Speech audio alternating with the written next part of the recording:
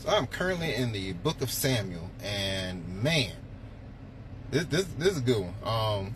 So in the book of Samuel, we have Samuel, which is someone that God had basically picked and like, hey, I want you to help lead the people of Israel, teach them, such and such.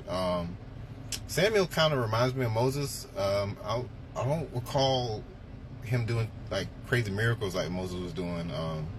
But either way, he was still a man of God, and God trusted him with making decisions and leading his people and setting them free from certain things. And however, once again, the Israelites start complaining. They're like, "We want a king. All these other countries have kings. Why don't we have a king?" And that made Samuel upset. He was like, y'all. I mean, he didn't say this, but he like, y'all got me. God is with me. Like, we don't need a king. Like, why you want a king? He's gonna bring all these rules and burdens, and it's just gonna. They kept complaining, and then God went to Samuel like, you know what? Yeah, just give him a king.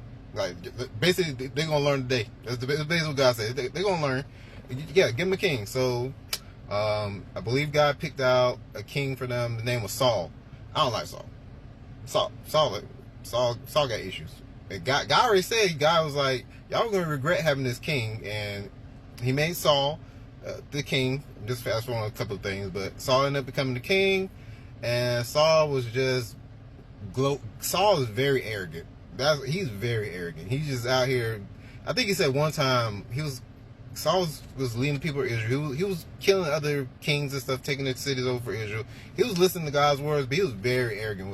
He told God one time, it was something along the lines of like, these works are being done by your servant, God. Why won't you, I think it's thirst or something, like, are you going to make me die of thirst? I was like, how you going to talk to God talking about your works are being done because of basically like your works are being done because of me. I was like, okay. But, anyway, fast forward a little bit, going through, still reading Samuel, Saul still doing this thing. And then, God was like, man, I regret making Saul the king. Even though God already knew he was going to be a mess anyway, but I digress. We push forward to David. David pops up. Because God was like, I'm going to make y'all a new king, a better king. I got somebody way more better than Saul. So we end up meeting David.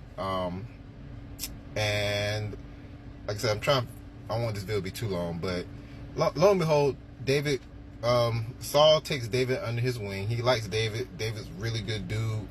Since Saul has been doing so many arrogant and grimy things as king, God departed from Saul, and he went to David pretty much. So when God departed from Saul, God gave Saul it was like, I don't want to say a curse, it was like a torment, I think it said tormented spirit, where basically kind of made Saul like crazy. He was just like, every time David would come sometimes to calm Saul down, because he would play some instrument music to help Saul calm down, Saul would throw a spear at him every time.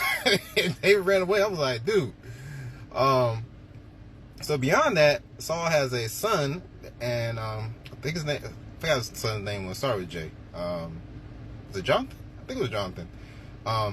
Him and Jonathan were boys. They're really close with each other. And Jonathan was like, I'm gonna look out for you, Dave. I know my dad's kind of crazy right now, but if he does anything, I'm gonna let you know personally.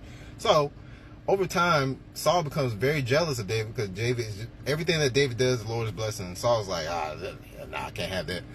So he ends up trying to kill David, like 3 times over. See, it's ridiculous. And David has done nothing to Saul, mind you. David has been nothing but good to Saul. Like, the 3 times that Saul has tried to kill David, David could have killed him 10 times over. One time, Saul went to a cave when he was looking for David. David was in the cave already because he was hiding from him. And David's men were like, yo, God just delivered King Saul on a silver platter for you. Go and take his life. David was going to, but then he's like, no, it's not right. I'm not going to do it. God didn't tell me to kill him. He's still a man that was ordained by God. I'm not going to touch him. And he let him go. He told Saul this to his face, like, hey, man, I could have killed you, but I didn't. Saul's like, oh, bless you, son, you're a man of God. Oh, my goodness, thank you. So they separated their ways. This happened 3 times now. Different occasions, but Saul still wanted to kill him. I was like, what is wrong? I'm not even done with, this is Samuel 1. I don't even know what's going to happen in Samuel 2. But I'm like, I don't like Saul. I don't like Saul at all. David, I like David. David's smart. He's witty. He's funny. He's one of my favorite people so far in the book that I read. So, anyway, try not to make this too long, but it's a 5-minute video. So, anyway, y'all take care. Love you.